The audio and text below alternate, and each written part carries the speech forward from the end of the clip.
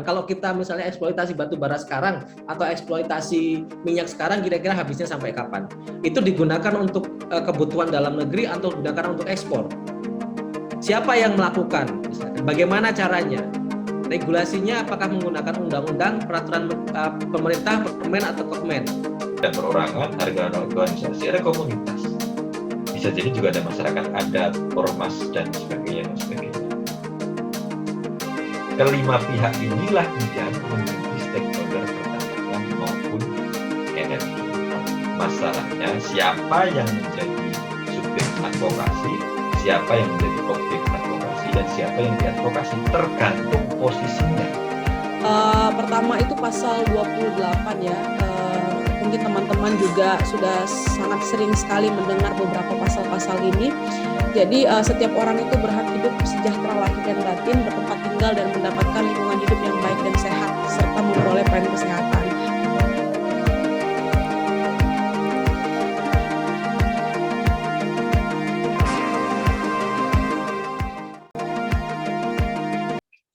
Terlebih dahulu saya sapa teman-teman. Assalamualaikum warahmatullahi wabarakatuh. Terima kasih telah berkenan hadir dan juga mengikuti jalannya pelatihan dari pagi tadi hingga siang hari ini. Salam hormat saya juga kepada pemateri untuk sesi ketiga ini. Ada Mbak Uli Arta yang telah bergabung dengan kita bersama-sama untuk menyampaikan materi pada kesempatan atau sesi ketiga ini. Baik teman-teman dan rekan-rekan sekalian, pada kesempatan atau sesi ketiga ini akan disampaikan oleh pemateri yang luar biasa sekali, yakni Mbak Uli Arta Trisnawati Siagian. Beliau lahir di Bengkulu Utara pada 12 Maret 1993, amat sangat mudah masih, namun beliau pengalamannya luar biasa terkait dengan mengkampanyekan mengenai hutan perkebunan dalam skala besar. Dan saat ini beliau sebagai pengkampanye hutan dan perkebunan dalam skala besar di Eksekutif Nasional Walhi, dan juga pernah menjabat sebagai Direktur Eksekutif Genesis Bengkulu sejak 2017 hingga 2021, dan pengkampanye di Yayasan Genesis Bengkulu sejak 2015 hingga 2017. Dan juga pernah menjadi Dewan Daerah Walhi Bengkulu periode 2017-2021. Luar biasa sekali, memiliki pengalaman yang amat panjang terkait dengan lingkungan hidup tentu. Baik Bapak Ibu dan rekan-rekan sekalian, pada kesempatan kali ini Mbak Uli akan menyampaikan materi yang amat sangat menarik mengenai strategi monitoring kebijakan pengelolaan sumber daya alam, energi, dan pertambangan yang berbasis lingkungan hidup. Berbicara terkait dengan energi dan pertambangan tentu tak akan jauh dari lingkungan hidup, karena banyak pertambangan yang diolah atau dikelola oleh kita, perusahaan-perusahaan tidak berbasis lingkungan dan juga tidak memperhatikan lingkungan hidup di sekitarnya, sehingga menimbulkan kerusakan yang amat besar di daerah atau lingkungan itu sendiri. Baik Bapak Ibu dan rekan-rekan sekalian, mari kita sama-sama mendengarkan sesi pelatihan ketiga ini. Untuk itu kami persilahkan untuk Mbak Uli Arta Siagian, disilahkan. Ya, halo, selamat siang. Selamat siang, Mbak. Ya, suara saya terdengar dengan jelas kan? Ya, terdengar, Mbak. Oke, saya boleh dapat akses untuk share screen? Oke, boleh. Silakan teman-teman panitia untuk dibantu Mbak Uli untuk akses. Sudah tampil, Mbak? Oke, sudah ya? Sudah. Iya, terima kasih teman-teman yang sudah meminta Walhi untuk sama-sama belajar ya dalam proses belajar advokasi, bagaimana kemudian strategi monitoring pengelolaan sumber daya alam, energi dan pertambangan berbasis lingkungan hidup. Nah, jadi hal yang paling ditekankan itu adalah basisnya tadi, yaitu adalah lingkungan hidup. Nah, pertama mungkin ini sebagai apa ya? Ini sebagai satu dasar dari semua proses baik itu aktivitas pertambangan maupun aktivitas-aktivitas ekonomi skala besar, skala modal investasi lainnya. Jadi ini yang menurut kami perlu ditekankan pertama sekali dalam proses aktivitas ekonomi berbasis ekstraktivisme gitu. Jadi hak konstitusional warga negara itu menjadi satu dasar yang utama karena sebenarnya ini yang harus kemudian terjamin gitu. Bagaimana hak warga negara itu yang harus dipenuhi oleh pengurus negara. Nah, ada beberapa poin sebenarnya yang harus menjadi dasar dari seluruh aktivitas perekonomian gitu. Pertama itu pasal 28 ya, mungkin teman-teman juga sudah sangat sering sekali mendengar beberapa pasal-pasal ini. Jadi setiap orang itu berhak hidup sejahtera lahir dan batin, bertempat tinggal dan mendapatkan lingkungan hidup yang baik dan sehat, serta memperoleh pelayanan kesehatan. Jadi hak atas lingkungan hidup yang baik dan sehat itu adalah hak setiap orang, hak setiap warga negara yang kemudian harus dipenuhi oleh pengurus negara. Lalu yang kedua, ini pasal 33 ayat 3 dan 4, bahwa air dan kekayaan alam yang terkandung dalamnya dikuasai oleh negara dan dipergunakan untuk sebesar-besarnya kemakmuran rakyat. Jadi poin sebesar-besarnya untuk kemakmuran rakyat ini adalah hal yang harus ditekankan ya.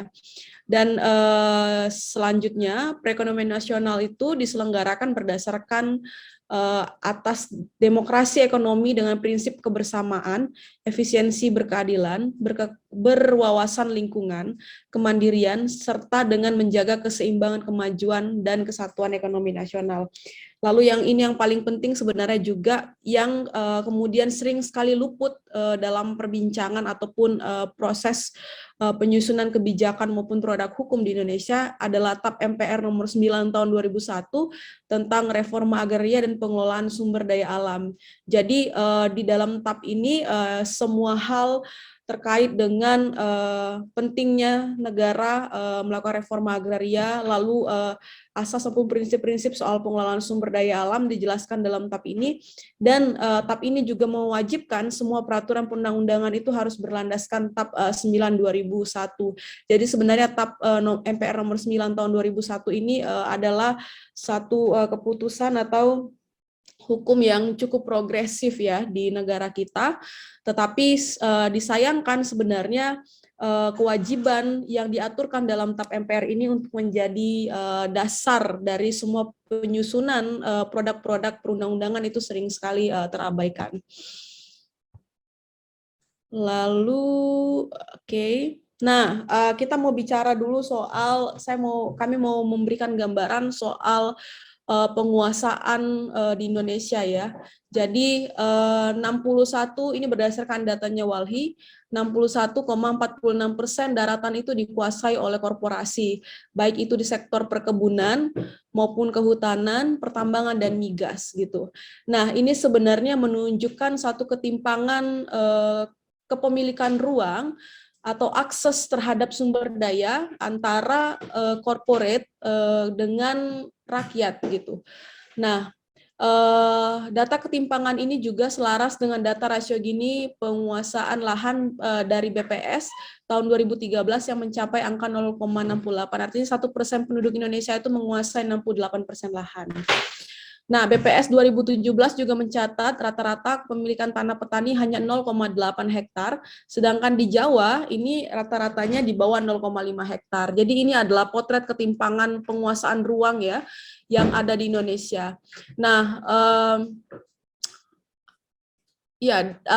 data ini sebenarnya menunjukkan bagaimana alokasi sumber daya alam atau alokasi hutan atau alokasi sumber-sumber penghidupan lainnya itu banyak dialokasikan kepada pemodal, kepada korporat ketimbang kepada rakyat. Nah, ini adalah satu potret yang sebenarnya sangat kontradiktif dari beberapa hal yang saya sampaikan di awal tadi, bagaimana sebenarnya seharusnya sumber daya itu dikelola sebesar-besarnya untuk kesejahteraan rakyat. Nah, ini sedikit sebenarnya potret pertambangan di Indonesia. Ini berdasarkan datanya Walhi, jadi ada seluas 32 juta ya izin pertambangan yang terdiri dari izin usaha pertambangan itu seluas 28 juta, kontrak karya itu 2 juta, PKP 2B ada 1.900.000. Nah, di bawahnya ini pertambangan migas. Yang offshore itu ada 32 juta, onshore itu ada 19, lalu akumulasi dari keduanya itu seluas 86 juta. Nah, sedangkan luas daratan Indonesia itu 191 ya juta hektar dan lautnya itu 327 juta hektar. Nah, 119 hektar itu sudah dikuasai oleh izin pertambangan, baik di darat maupun di laut, dan sebaran izin ini berada di 17% wilayah darat Indonesia dan sisanya berada di 36% di wilayah laut. Nah, catatan penggunaan ruang ini bisa lebih besar apabila sebenarnya data perizinan daerah, khususnya perkebunan, dapat terintegrasi atau terkonsolidasikan dengan baik di tingkat kementerian lembaga. Jadi ada juga kemudian fakta bahwa proses pendataan perizinan ini berbeda-beda. Data perizinan di level kabupaten itu bisa jadi kemudian berbeda dengan data perizinan di provinsi, dan data perizinan di provinsi maupun di kabupaten itu juga kemudian bisa berbeda dengan data yang tercatat di kementerian. Nah, ini satu bentuk persoalan lain lagi ya, bagaimana kemudian juga proses pendataan dari izin-izin pertambangan, bukan hanya izin pertambangan, sebenarnya hampir semua izin perkebunan juga yang ada di ATR BPN juga mengalami hal yang serupa. Nah, ini juga sering membuat kita cukup kesulitan dalam proses analisis pendataan izin-izin, karena di setiap jenjang itu dia berbeda-beda. Nah, dari proses itu semua, kemudian kita melihat faktanya sekarang itu terjadi penurunan kualitas lingkungan hidup. Nah, ini sebagai bahan untuk kita melihat kenapa kemudian menjadi penting untuk melakukan monitoring kebijakan ya. Nah, ini soal pencemaran sungai. Jadi 75% air sungai di Indonesia itu sudah tercemar berat. Dan Asian Development Bank menyebut sumber utama polusi air sungai di Indonesia itu karena penggunaannya untuk kebutuhan domestik dan industri, pertambangan salah satunya, dan pembuangan sampah padat. Nah, terdapat 110 juta orang di kota dan 130 juta orang di desa memanfaatkan air sungai dan membuang limbahnya di sungai. Hal ini yang tidak dapat dilepaskan dari juga faktor kemiskinan. Jadi banyak sekali orang warga negara atau masyarakat itu yang masih bergantung kepada sungai, baik itu sepenuhnya kebutuhan sehari-hari mereka maupun misal hanya kebutuhan lainnya, kayak misal untuk mandi atau untuk aktivitas lain seperti sumber irigasi dan lain sebagainya.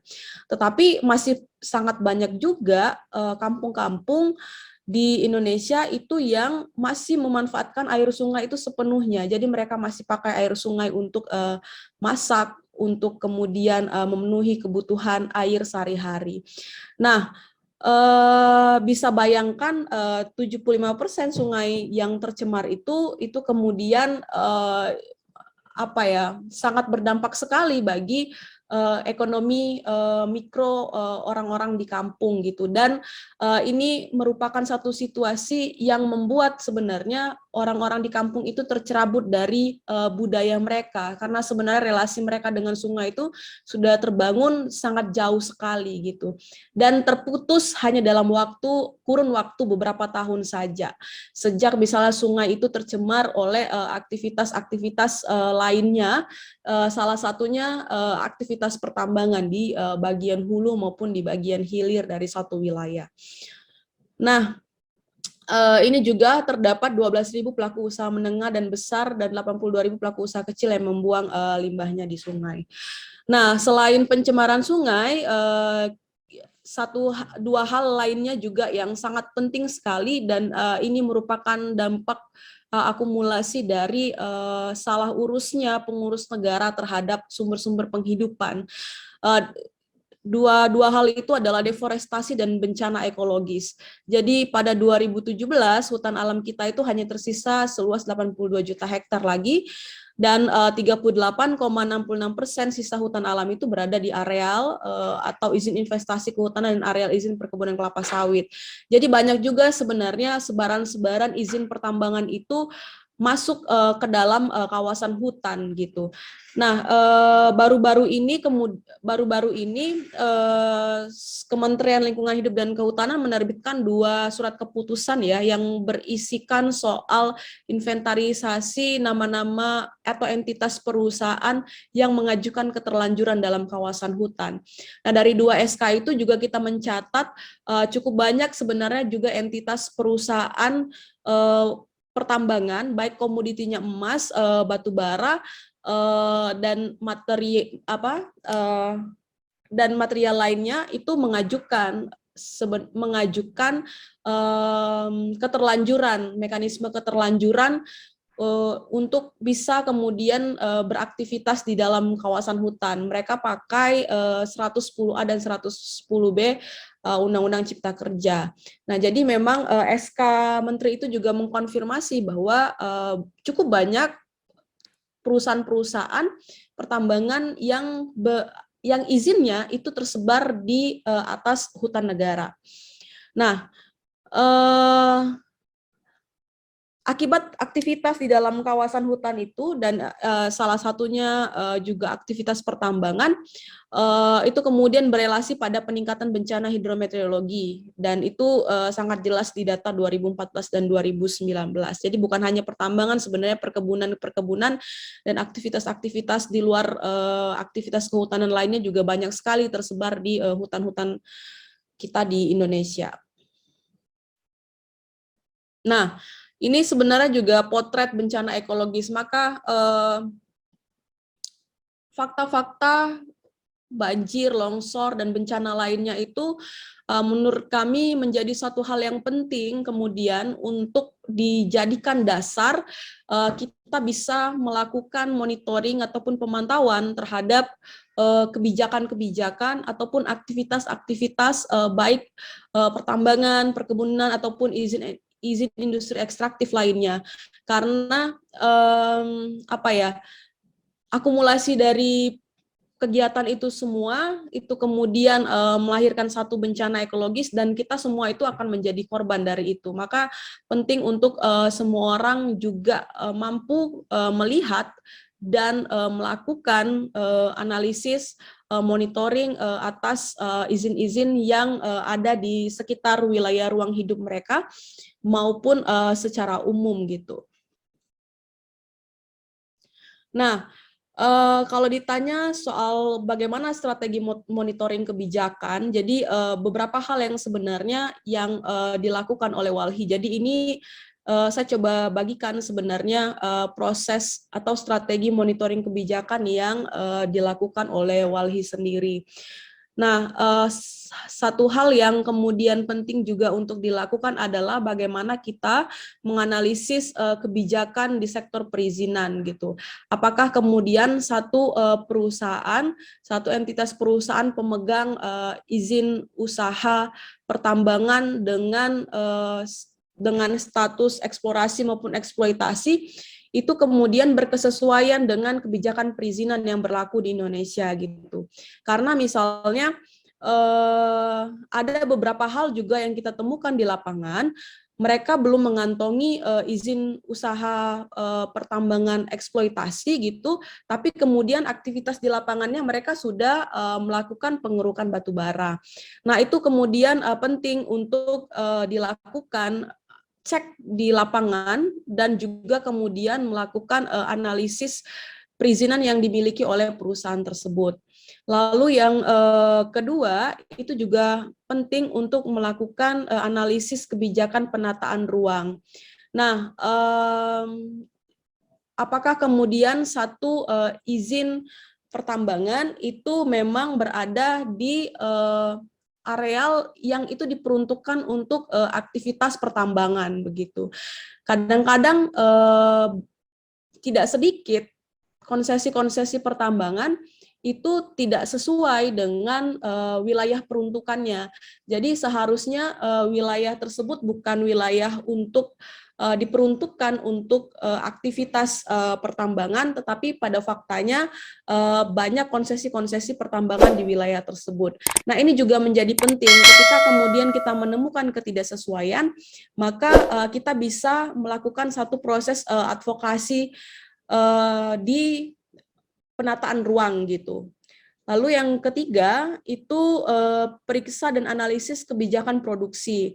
Nah, ini juga penting untuk dilakukan. Apakah satu perusahaan itu memproduksi komoditasnya, baik itu batu bara, baik itu emas dan lain sebagainya, itu sesuai atau tidak dengan target yang sudah ditetapkan untuk setiap tahunnya gitu. Nah, tidak sedikit juga kemudian ditemukan perusahaan yang memproduksi melampaui dari melampaui dari jumlah yang sudah ditentukan selama setahun gitu. Dan ini juga menjadi penting untuk bisa kita periksa dan kita analisis gitu. Nah, satu hal juga yang tidak kalah penting untuk dilakukan analisis adalah analisis AMDAL. Jadi apakah kemudian aktivitasnya itu sesuai dengan perencanaan mereka di AMDAL? Apakah minimalisir dampak terhadap lingkungan itu berkesesuaian dengan apa yang mereka aturkan di AMDAL atau tidak? Apakah kemudian ada tindakan-tindakan yang bisa meminimalisir dampak-dampak ekologis, dampak-dampak bencana, dampak-dampak sosial, budaya dari aktivitas yang dilakukan atau tidak. Nah, ini menjadi penting juga untuk dilakukan. Dan semua analisis-analisis ini penting untuk dikonfirmasi dengan melakukan cek lapangan. Dan dari kelima hal ini, ketika misalnya kita sudah melakukan kelima hal ini, apa-apa yang kita temukan, misalnya ada ketidaksesuaian di sektor perizinan, apakah ada ketidaksesuaian di sektor penataan ruang, apakah jumlah produksinya itu melampaui dari hal yang sudah ditetapkan gitu.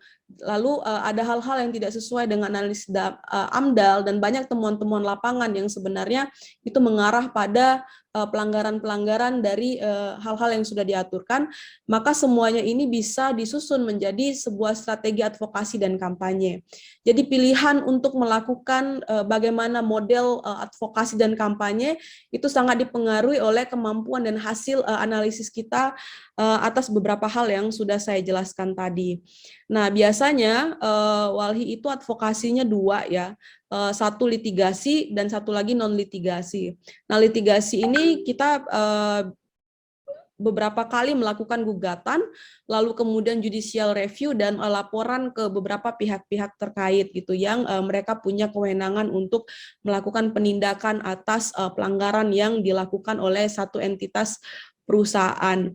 Nah, non litigasi ini juga menjadi satu hal yang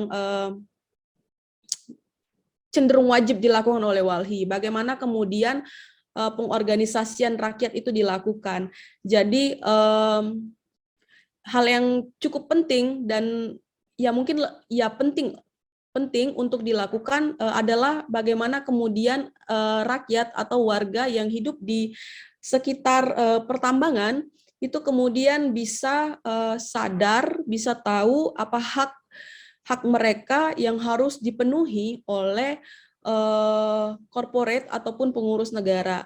Jadi mereka juga menjadi sadar ketika mereka melihat ada tindakan-tindakan yang tidak sesuai misalnya dengan perjanjian-perjanjian di awal atau tidak sesuai dengan AMDAL gitu, atau misalnya ada pengabaian atas hak-hak mereka atas lingkungan yang baik dan sehat gitu.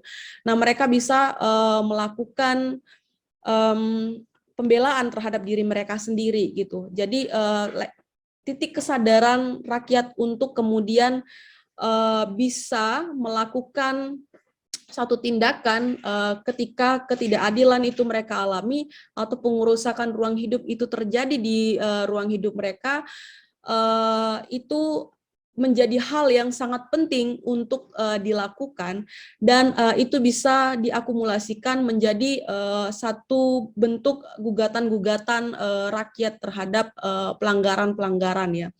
Nah, biasanya juga dalam pengorganisasian itu diisi dengan pendidikan hukum kritis. Jadi ini adalah salah satu cara agar kemudian warga atau komunitas yang hidup di sekitar konsesi tambang itu juga mampu sebenarnya melihat ataupun melakukan analisis-analisis seperti yang saya sebutkan tadi. Jadi mereka punya kemampuan untuk melakukan analisis di sektor perizinan misalnya, atau kemudian mereka punya kemampuan untuk menganalisis AMDAL. Nah, biasanya Walhi itu mengenal AMDAL Kijang ya, analisis